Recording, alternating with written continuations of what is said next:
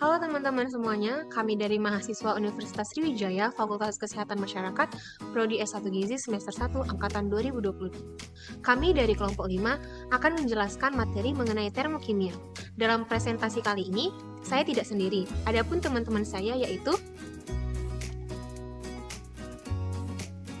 yang pertama ada Natasha Christine Febiona dengan NIM 102 1282 2270 36. Yang kedua ada Taskia Ramadhani dengan NIM 102 1282 2270 46. Yang ketiga ada Jayasti Prasetyaningsih dengan NIM 102 1282 2270 40. Yang keempat ada Rusti Amalia Asmaba dengan NIM 102 1382 227102. Yang kelima ada Julita dengan NIM 102 1382 2270 92. Dan saya sendiri, Nesa Widya dengan NIM 102 1282 2270 54. Apakah kamu tahu apa sih termokimia itu?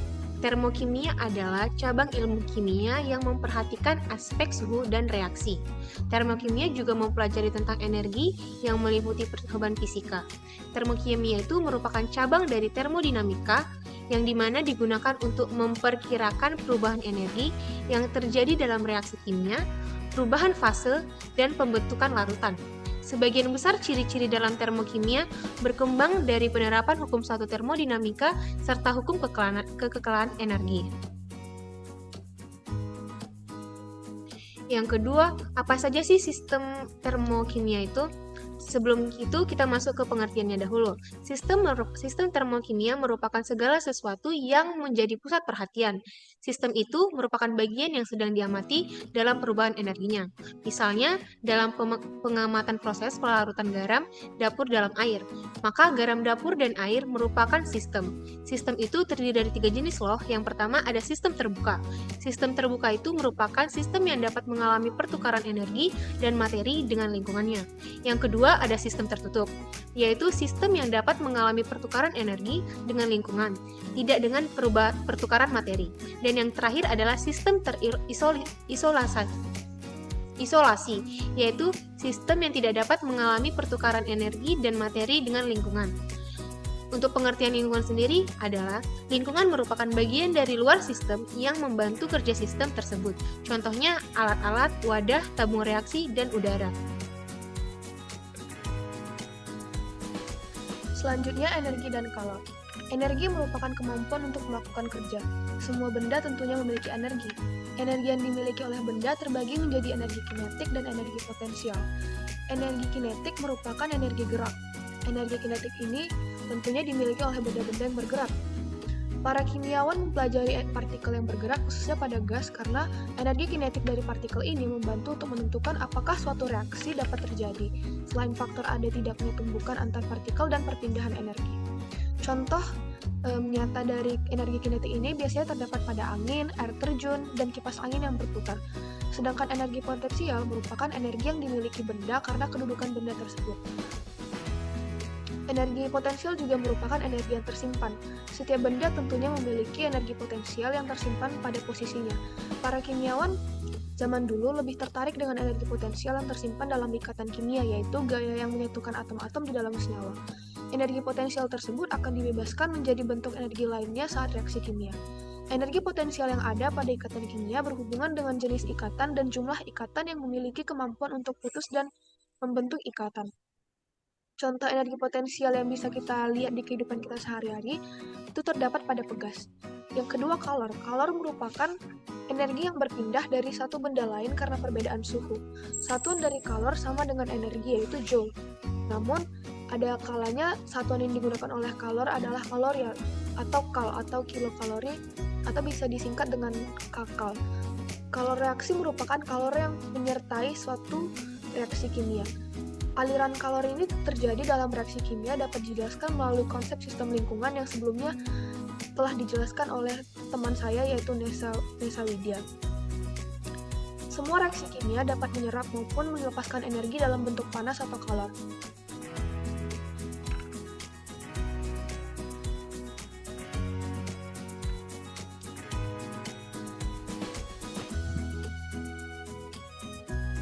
Selanjutnya ada reaksi eksoterm dan endoterm.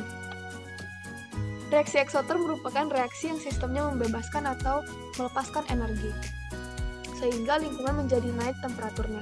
Contohnya adalah reaksi di atas suhu kamar atau pembakaran, pelarutan NaOH, reaksi Mg dan HCl. Seperti yang kita lihat pada gambar, di gambar ini terdapat sistem dan energi, panahnya menuju arah keluar. Di sini maksudnya adalah sistem melepaskan energinya. Kemudian yang kedua, contohnya adalah reaksi endoterm, yaitu reaksi yang sistemnya menyerap atau menerima energi, sehingga lingkungan menjadi turun suhunya. Contoh dari reaksi endoterm adalah reaksi BaOH2 dengan NH4Cl dan pemanasan CO3. Seperti yang di gambar ini kita bisa lihat arah panah menuju ke dalam, yang artinya sistem menyerap energi dari lingkungan yang menyebabkan suhu lingkungan menjadi turun.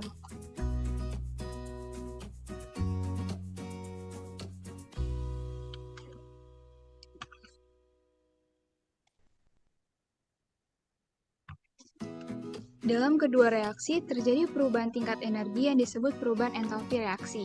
Dapat dihitung, delta H sama dengan H2 min H1. Delta H adalah perubahan entalpi reaksi atau J, H2 energi produk atau J, H1 energi reaktan atau J.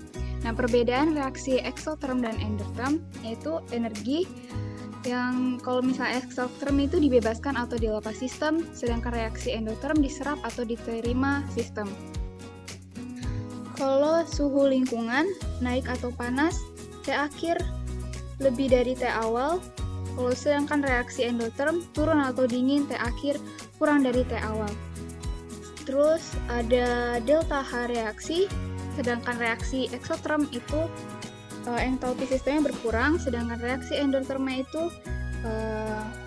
entalpi sistemnya bertambah.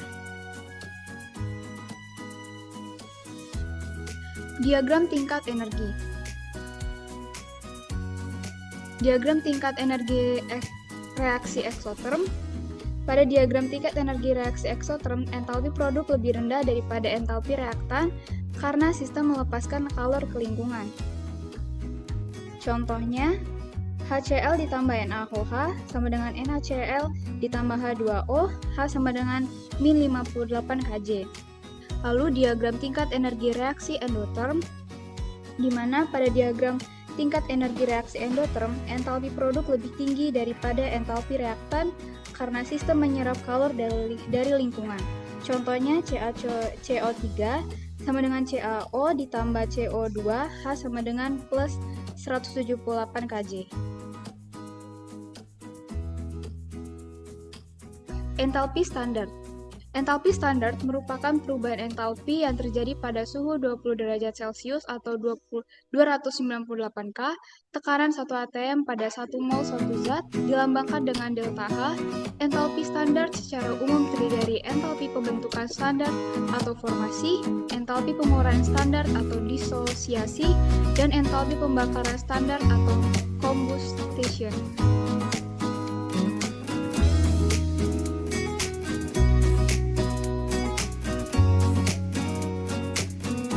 Berikutnya yaitu macam-macam entalpi standar. Yang pertama, entalpi pembentukan standar, delta H F adalah energi yang diterima atau dilepas untuk membentuk 1 mol zat dari unsur pembentuknya. Yang kedua, entalpi pembakaran standar, delta Hc adalah jumlah energi yang dilepaskan untuk membakar 1 mol zat. Yang ketiga, entalpi penguraian standar, delta Hd adalah energi yang diterima atau dilepas untuk mengurai 1 mol zat menjadi unsur pembentuknya. Penentuan entalpi reaksi. Entalpi reaksi ditentukan dengan menggunakan kalorimetri, menggunakan hukum Hess atau penjumlahan, menggunakan data entalpi pembentukan, dan menggunakan data energi ikatan. Yang pertama, kalorimetri merupakan cara penentuan energi kalor dengan kalorimeter. Yang kedua, kalorimeter adalah sistem terisolasi sehingga semua energi yang dibutuhkan atau dibebaskan tetap berada dalam kalorimeter. Yang ketiga, konsep Konsep Sukumpres menjelaskan bahwa energi kalor suatu reaksi berarti juga dapat ditentukan dari data entalpi, pembentukan reaktan, dan produknya. Yang keempat, energi ikatan rata-rata adalah energi rata-rata yang dibutuhkan untuk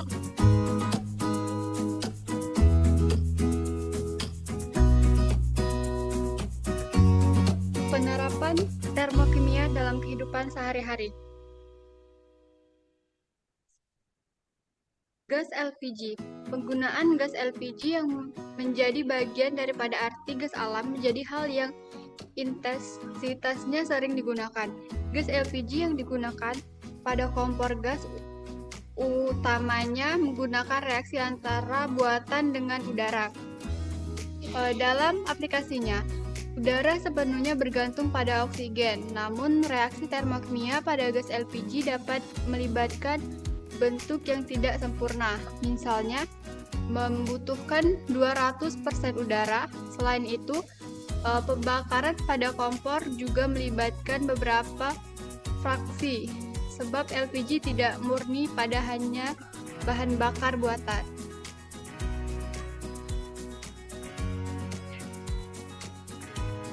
Termometer. Termometer adalah salah satu alat laboratorium kimia yang populer digunakan untuk mengukur suhu tubuh atau suhu objek tertentu. Dalam mengukur suhu, termometer bekerja dengan memaksimisme ketika suhu naik. Cairan pada bola tabung akan mengembang lebih banyak daripada gelas yang menutupinya. Dari peristiwa tersebut menghasilkan cabang cairan yang tipis. Haris bergerak ke atas secara kapiler. Sebaliknya saat temperatur turun, cairan akan mengerut dan cairan tipis pada tabung bergerak kembali turun. Gerakan yang terjadi pada ujung cairan tipis dinamakan menicus yang dibaca pada skala penunjuk temperatur. Zat yang digunakan untuk termometer harus berasal dari zat cair dengan sifat termometrik atau dapat mengalami perubahan fisis ketika dipanaskan atau ketika didinginkan. Beberapa bahan yang umumnya digunakan yaitu raksa dan alkohol. Kedua zat tersebut memiliki dua titik tetap, yaitu titik tertinggi dan terendah. Contohnya, titik didih air dan titik lebur es pada suhu yang tidak terlalu tinggi. Lalu dilakukan pembagian antara dua titik tersebut dengan sama besar. Misalnya, termometer dengan skala Celcius dengan 100 bagian, maka setiap bagian nilai sebesar 1 Celcius. Selanjutnya, pembakaran batu bara. Batu bara adalah bahan bakar utama pembangkit listrik tenaga uap yang terkandung energi secara kimia melalui ikatan-ikatan kimia. Dalam kehidupan sehari-hari, definisi batu bara banyak dimanfaatkan untuk sumber bahan bakar. Dalam skala kecil digunakan pada rumah tangga dan dalam skala besar digunakan pada industri. Misalnya, industri PLTU menggunakan bahan batu bara sebagai penggerak turbin dan dapat menghasilkan sumber energi arus listrik. Selain sebagai penggerak turbin, batu bara juga dapat dimanfaatkan untuk bahan kecantikan dan juga compact disc atau CD. Batu bara memiliki kelemahan karena akan menghasilkan gas SO2. Namun, untuk menghilangkannya dapat diterapkan proses desulfurisasi. Proses desulfurisasi menggunakan serbuk kapur atau spray air kapur dalam alat scrubbers. Akan tetapi, daya operasional dari proses desulfurisasi serta pembuangan deposit padatan akan menjadi masalah yang baru. Maka untuk meningkatkan nilai batu bara dan menghilangkan pencemarannya, dapat dilakukan rekayasa batu bara misalnya gasifikasi dan juga reaksi karbon uap. Selanjutnya, termokimia dalam buli-buli air. Buli-buli air adalah alat kompres panas atau dingin yang kita kenal dengan kantong air buli-buli. Prinsip bekerjanya menggunakan prinsip termokimia. Buli-buli umumnya digunakan sebagai alat pengompres Prinsip kerja buli-buli sama seperti prinsip kerja termokimia pada termos, yaitu menyimpan air panas. Cairan yang dimasukkan ke dalam buli-buli adalah air bersuhu tinggi sekitar antara 36 Celcius hingga 38 Celcius, atau bersuhu rendah atau dingin. Jika buli-buli digunakan, maka suhu di luar buli-buli serta-merta mempengaruhi keadaan suhu di dalam buli-buli. Pada akhirnya mengakibatkan suhu buli-buli menurun, karena suhu di luar buli-buli lebih rendah daripada suhu yang ada di dalam buli-buli. Hal seperti ini termasuk ke dalam reaksi eksoter. Selanjutnya adalah kantong penyeka portable. Kantung penyeka portable adalah alat P3K yang digunakan untuk mengantisipasi terjadinya kram atau terkilir. Kantung penyeka portable menerapkan konsep reaksi endoter dan eksoter secara langsung. Kantung penyeka terbagi menjadi dua jenis, yaitu kantung penyeka dingin dan kantung penyeka panas. Kantung penyeka dingin berupa kantung plastik dua lapis. Plastik bagian luar terisi oleh serbu amonium nitrat atau NH4NO3 dan plastik bagian dalam berisi air. Penggunaan kantung penyeka dingin yaitu dengan menekan kantung tersebut, maka airnya akan keluar melarutkan amonium nitrat. Proses ini akan menurunkan suhu sehingga terjadi reaksi endoter. Kantung penyeka panas berupa kantung plastik kuat yang bertujuan supaya tidak ada gas oksigen yang bocor serta dapat menahan tekanan gas oksigen. Hal ini dilakukan karena kantung penyeka panas berisi serbu besi, garam dapur, dan gas oksigen. Reaksi pada kantung penyeka panas menghasilkan kalor sehingga terjadi reaksi eksoter. Untuk menghasilkan panas kantong tersebut harus dikocok terlebih dahulu supaya oksigen keluar dari larutan NaCl dan terjadi reaksi antara besi dengan gas oksigen yang dikatalis oleh NaCl dan air. Nah, itu dia penjelasan materi kelompok kami mengenai apa termokimia itu. Jika ada kesalahan pengucapan maupun materi, mohon dimaafkan. Kami dari kelompok 5 termokimia, sekian terima kasih. Sampai jumpa di lain waktu.